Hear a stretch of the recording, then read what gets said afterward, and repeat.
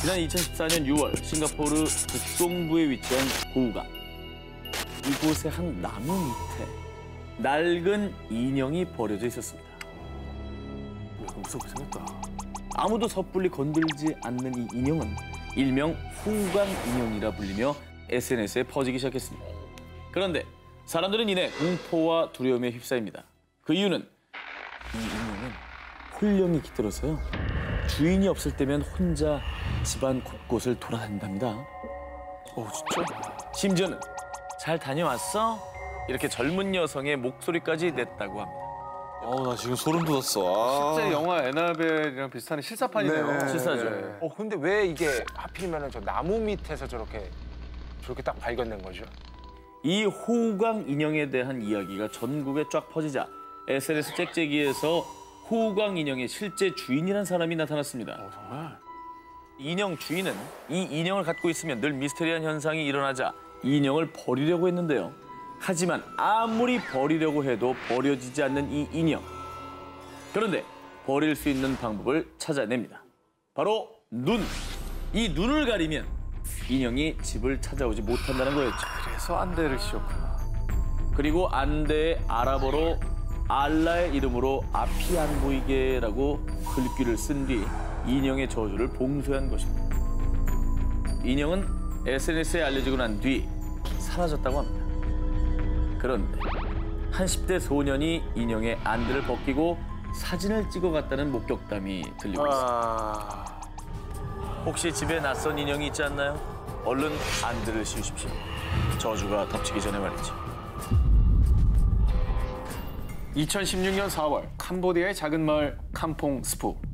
깊은 밤 한 망고 농장에서 울려 퍼진 한 남성의 비명 소리. 난 절대 아니야. 아니라고! 다음 날 아침 그 남성은 끔찍하게도 목이 잘린 채 발견됐습니다. 자, 이 남자는 62세 남성 사오 시부. 자, 그런데 이 살인 사건의 용의자로 밝혀진 이는 살해된 남자의 며느리 모아 찬니와 그녀의 고모 오엠 선. 자, 그녀들이 가족을 살해한 이유 모두 다 저주 때문이었습니다. 무서워라. 자, 이 사건의 시작은 10년 전으로 거슬러 올라가는데요.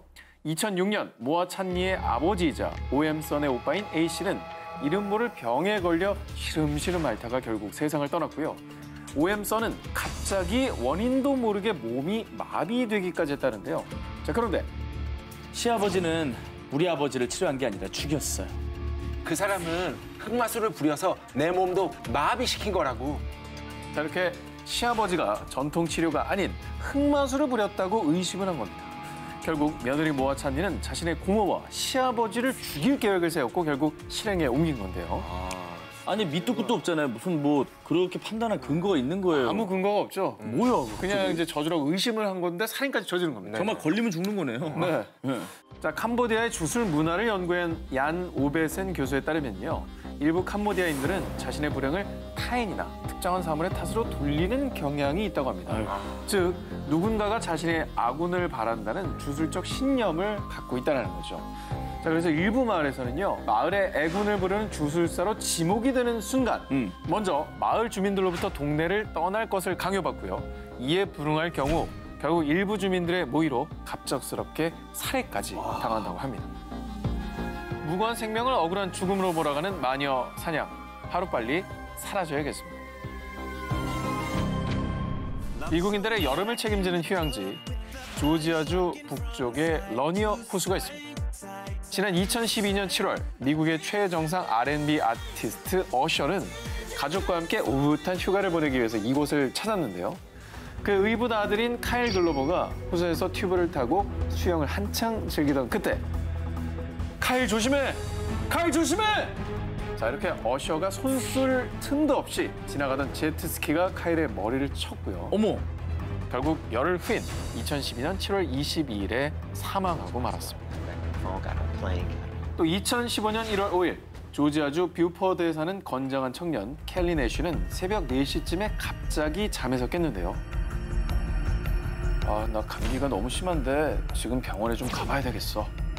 자, 하지만 여자친구는 내일 같이 가자라고 그를 설득했는데요.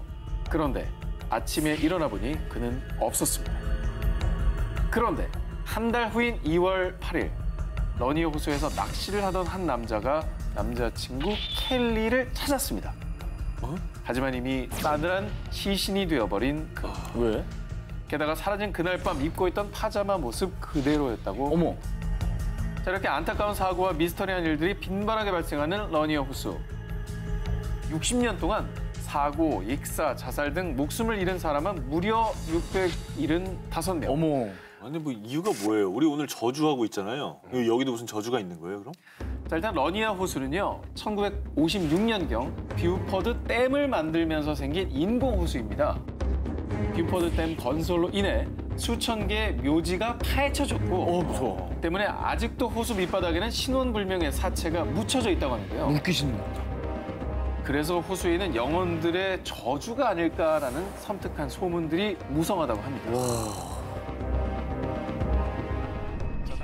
영국 노스 요크셔주에 위치한 서스크 마을. 이 마을에 피바다를 부른 한 의자가 있다는데요.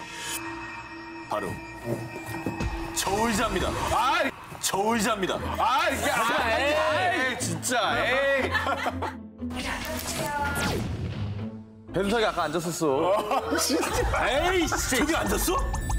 마을의 유명한 도둑이자 알코올 중독자였던 버스비. 그는 자신의 장인과 함께 대사기극 동전 위조 사업을 하고 있었습니다. 그런데 왜 이래라 저래라 잔소리야. 귀찮게. 아이 너 가만 안 둬. 말다툼 중 그만 장인을 죽이고만 버스비. 뭐야? 결국 그는 체포돼 교수형 판결을 받게 됐는데요. 그는 마지막으로 자신이 즐겨가던 술집 의자에 앉아 술을 마시면서 앞으로 이 의자에 앉는 사람은 모두 죽게 될 것이다. 느낌 안 좋다 이거. 그렇게 시간은 흐르고 흘러 1894년 버스비가 사망한 지 무려 약 200여 년이나 지났을 무렵부터 갑자기 불길한 일들이 벌어지기 시작했습니다. 제2차 세계대전 당시 영국군 파일럿들이 이 술집을 자주 찾았는데요. 정말 기이하게도 이 의자에 앉았던 군인들은 모두 살아 돌아오지 못했습니다. 버스비의 저주가 진짜로 시작된 게 아니냐는 흉흉한 소문이 퍼졌고요. 몇몇 모험심이 강한 사람들은 버스비의 저주? 그런 게 어딨어. 아유, 내가 그 저주를 깨주지. 라면서 호기를 부렸는데요. 자신만만하게 의자에 앉은 한 석공은 그날 오후 작업 중 추락사. 어머.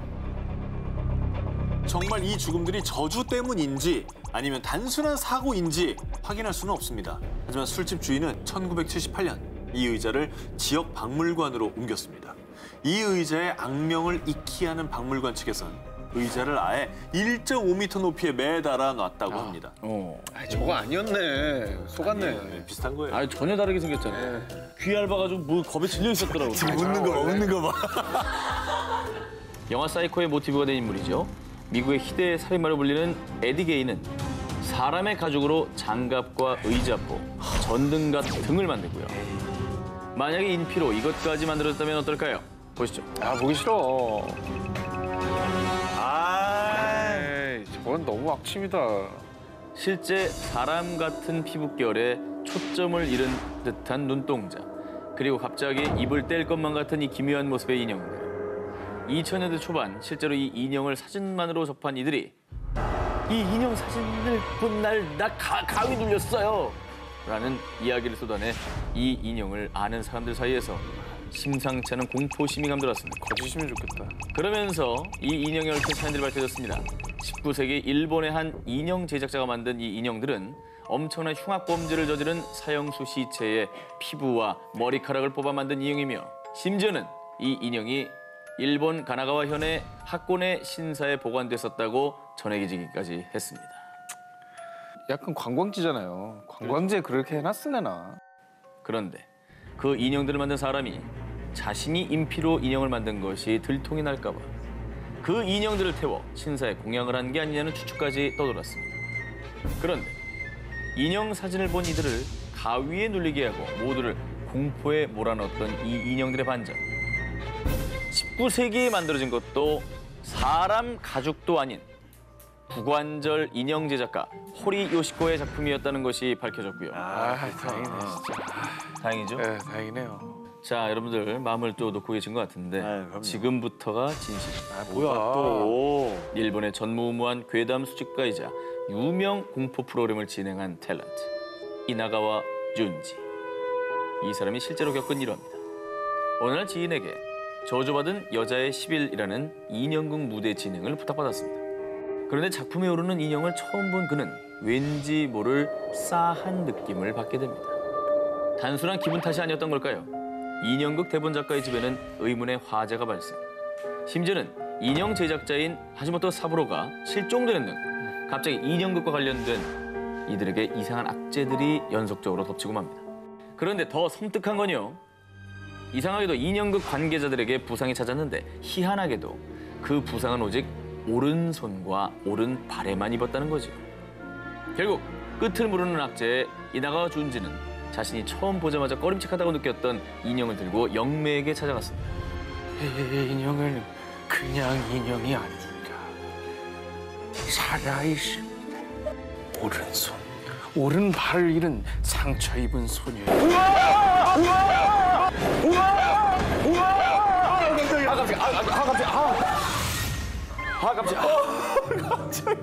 일부러 그런 거야? 나 진짜 놀랐어. 왜 이렇게 자꾸 떨어져 뭐가?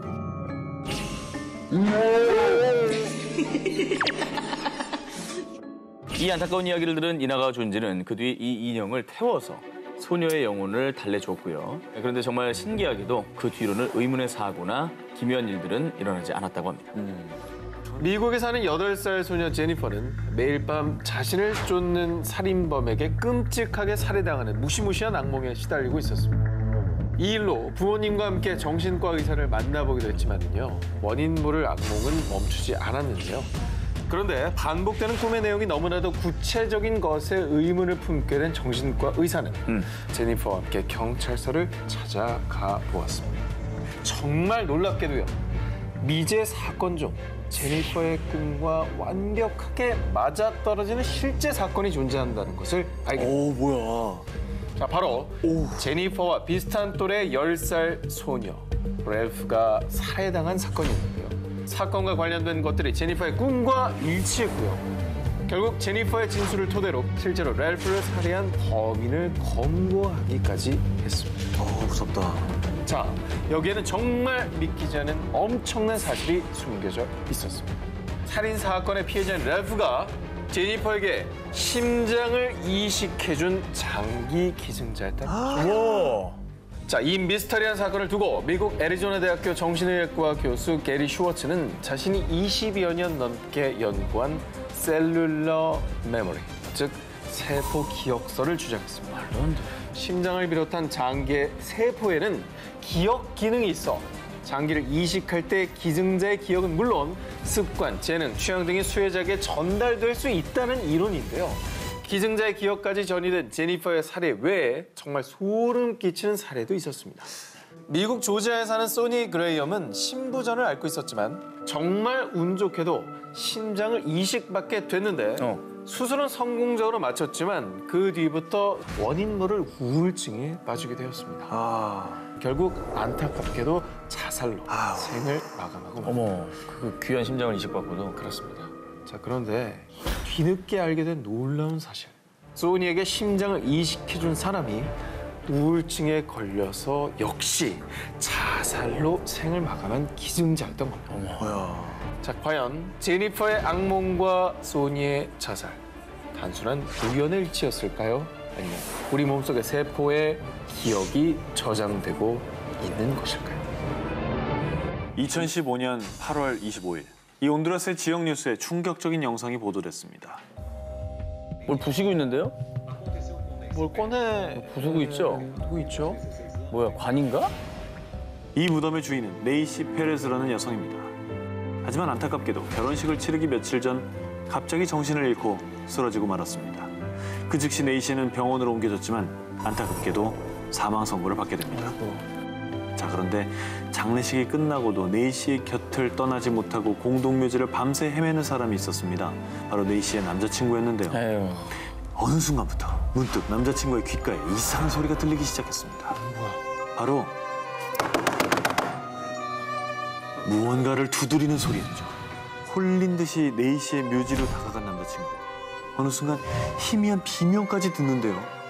잠깐만, 이건 네이시의 목소리야. 내가 꺼내줘야 돼. 단단히 콘크리트로 마감해 놓은 네이시의 무덤을 부수기 시작합니다.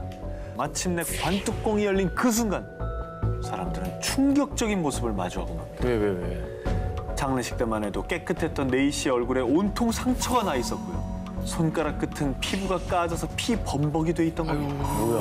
게다가 관뚜껑의 유리 부분은 완전히 깨져 있었던 거죠.